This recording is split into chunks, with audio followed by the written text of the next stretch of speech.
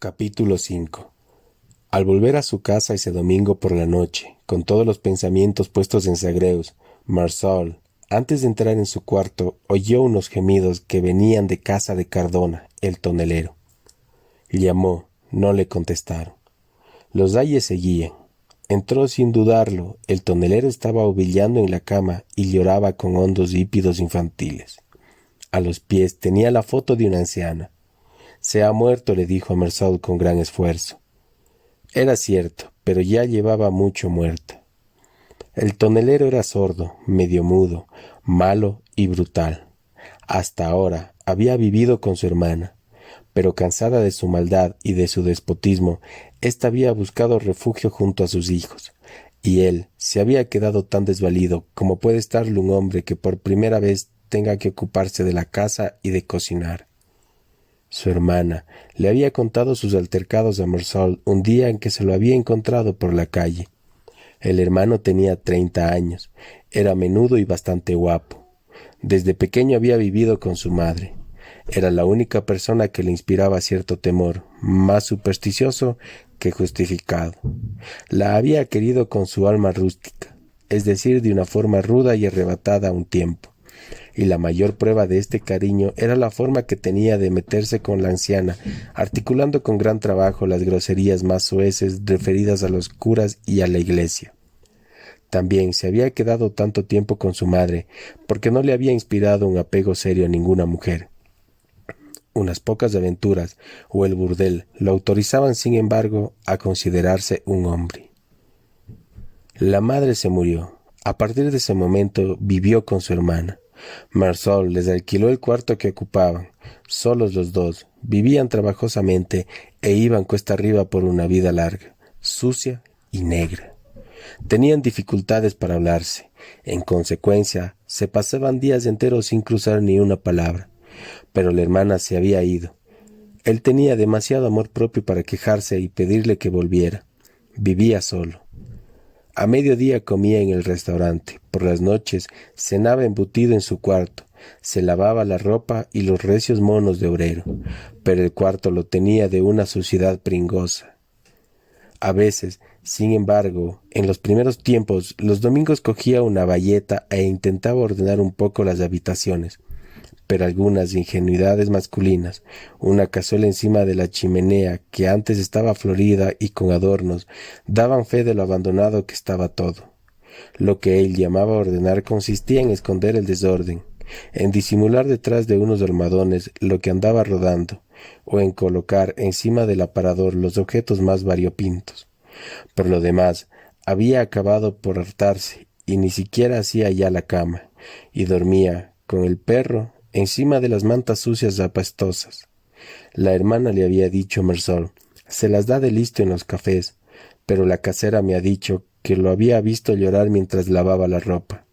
Y era un hecho que, por muy endurecido que estuviera aquel hombre, se adueñaba de él el terror en determinados momentos y le hacía calibrar en qué abandono tan grande se hallaba. Desde luego que si vivía con él era porque le daba pena, le decía la hermana Marsal, pero no le dejaba ver al hombre al que quería. Y eso, a su edad, aquello no tenía ya mucha importancia que digamos. Era un hombre casado. Le llevaba a su amiga flores que cortaba en los setos del extrarradio, naranjas y botellas de licor que ganaba en las ferias. No era guapo, desde luego, pero total, con eso no se va a ninguna parte. Y era tan buen hombre.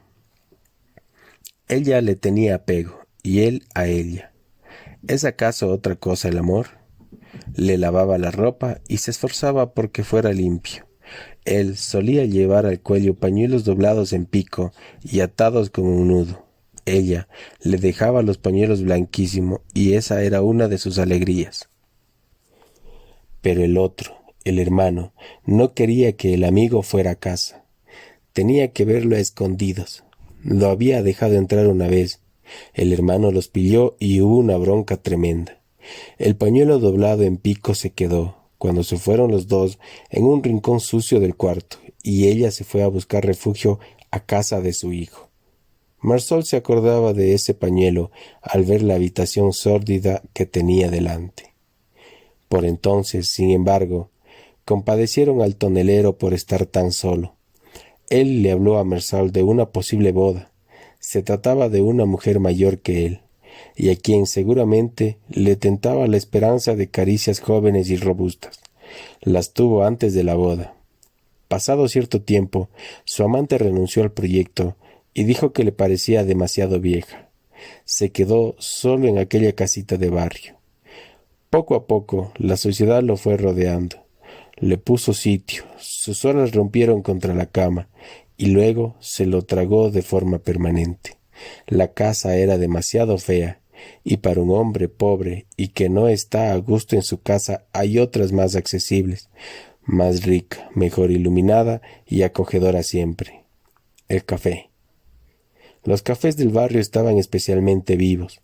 Imperaba en ellos esa calidez de rebaño que es el último refugio contra los terrores de la soledad y sus aspiraciones inconcretas. El hombre mudo se fue a vivir en ellos. Allí lo veía Mersol todas las noches. Gracias a los cafés, retrasaba cuanto podía el momento del regreso. Allí encontraba su lugar entre los hombres. Aquella noche, sin duda, los cafés no le habían bastado. Al llegar a casa se había sacado seguramente esa foto y despertado con ella los ecos del pasado muerto. Volvió a encontrarse con aquella a quien había querido y con quien tanto se había metido. En la habitación repugnante, solo ante la inutilidad de su vida, reuniendo las últimas fuerzas, había cobrado conciencia de ese pasado en que había sido feliz. Eso había de creer, al menos, y que en la conjunción de aquel pasado y su mísero presente había brotado una chispa de algo divino, puesto que se había echado a llorar. Como siempre, se enfrentaba a una manifestación brutal de la vida. Mersal se había quedado sin fuerzas y rebosante de respeto ante aquel dolor animal. Se sentó en las mantas sucias y arrugadas y le puso la mano en el hombro a Cardona. Tenía delante, encima del huele de la mesa, el revoltillo de una lámpara de alcohol, una botella de vino, unas migajas de pan, un trozo de queso y una caja de herramientas. En el techo, telarañas. Mersal, que no había vuelto a entrar en aquella habitación desde que había muerto su madre, calibraba por la suciedad y la miseria pringosa que le colmaban el camino que había recorrido aquel hombre. La ventana que daba al patio estaba cerrada, la otra entornada apenas.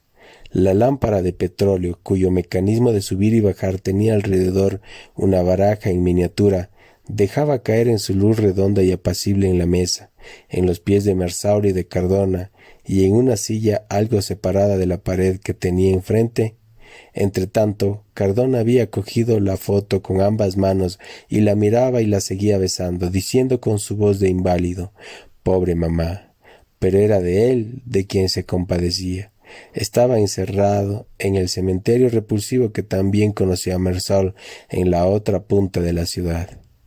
Quiso irse, dijo separando las sílabas para que lo entendieran bien. No debe quedarse en ese estado. Estoy sin trabajo, dijo Cardona penosamente. Y enseñando la foto, dijo con voz entrecortada: la quería. Y Mersal tradujo: me quería. Se ha muerto. Y Mersal entendió: estoy solo. Le hice ese tornelito para el día de su santo. Encima de la chimenea había un tonelito de madera barnizada con aros de cobre y un grifo reluciente. Mersal le soltó el hombro a Cardona y éste se desplomó en las almohadas cochambrosas. Debajo de la cama salió un suspiro hondo y un olor repugnante. El perro salió despacio, hundiendo el lomo, y le puso a Mersal en las rodillas la cabeza de orejas largas y ojos dorados. Mersal miraba el tonelito. En la habitación sórdida en que aquel hombre respiraba porque sí, con la calidad del perro bajo los dedos, cerraba los ojos para contener la desesperación que, por primera vez desde hacía mucho tiempo, le subía por dentro como un mar.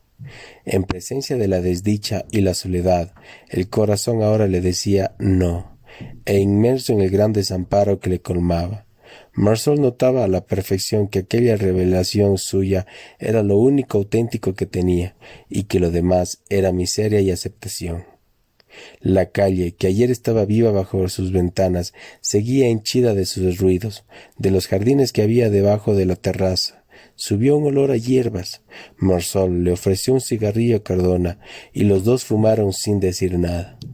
Pasaron los tranvías, y los últimos, y con ellos los recuerdos aún vivos de los hombres y de las luces. Cardona se quedó dormido y no tardó en empezar a roncar por la nariz, repleta de lágrimas. El perro, ovillado a los pies de Marsol, rebullía a veces y se quejaba en sueños. Cada vez que se movía, subía su olor hasta Marsol, y él estaba apoyado en la pared e intentaba refrenar dentro del corazón la rebelión de la vida. La lámpara húmeda se calcinaba la mecha y, por fin, se apagó con un espantoso olor a petróleo. Marsol se había quedado amodorrado y se despertó con la vista clavada en la botella de vino. Con gran esfuerzo se levantó, fue hacia la ventana del fondo y se quedó quieto delante. Del corazón de la noche subían hacia él llamadas y silencios. En las lindes del mundo que dormitaba aquí, un barco convocó prolongadamente a los hombres a la partida y a los nuevos comienzos. Al día siguiente, Marsol mató a Zagreus, se volvió a casa y se pasó la tarde durmiendo. Se despertó con fiebre y a última hora de la tarde seguía en la cama y avisó al médico del barrio que lo encontró griposo. Un empleado de la oficina que vino a ver qué pasaba se llevó la baja. Pocos días después, todo estaba arreglado. Un artículo, una investigación. Todo justificaba la decisión de Zagreus. Marthe fue a ver a Marsol y dijo suspirando: «Hay días en que querría una estar en su lugar, pero a veces hace falta más valor para vivir que para matarse». Una semana después, Marsol se embarcó rumbo a Marsella. Para todo el mundo iba a pasar una temporada de descanso en Francia, desde Lyon. Marthe recibió una carta de ruptura que solo hizo padecer a su amor propio. Al mismo tiempo le anunciaba que le ofrecía un trabajo extraordinario en Centro Europa. Marthe le contestó a lista de correos cuánto sufría.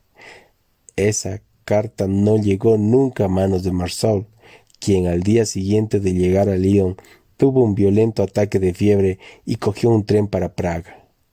Y eso que Marthe le anunciaba que, tras varios días de depósito, habían enterrado a Zagreus y que habían necesitado muchos armadones para encajarle el tronco en la caja.